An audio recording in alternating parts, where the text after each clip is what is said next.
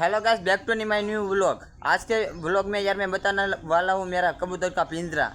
तुम वीडियो में बना रहना। और हमारा पिंजरा तुम देख सकते हो मित्रों। और मैं अंदर जाता हूँ।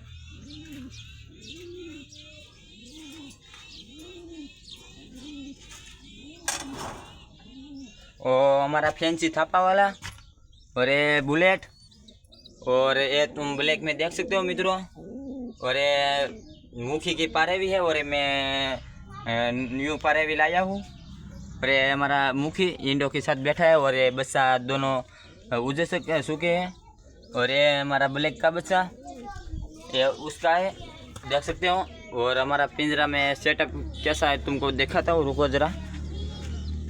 बारिश का मौसम है इसलिए मैंने इधर लगा चुका हूँ। मैं ये खाना इधर खाना में देता हूँ। ये ऐसा हमारा कुछ सेटअप है। ऊपर पतरे है देखो।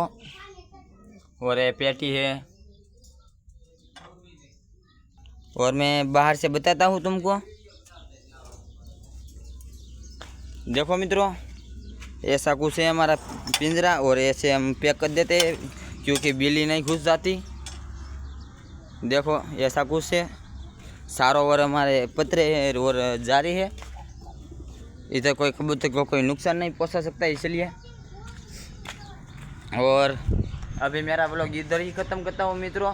अच्छा लगा तो लाइक और सब्सक्राइब कर देना मित्रों ने। મળીએ બીજા વિડીયોમાં, મળते બીજા વિડીયો में। Bye bye.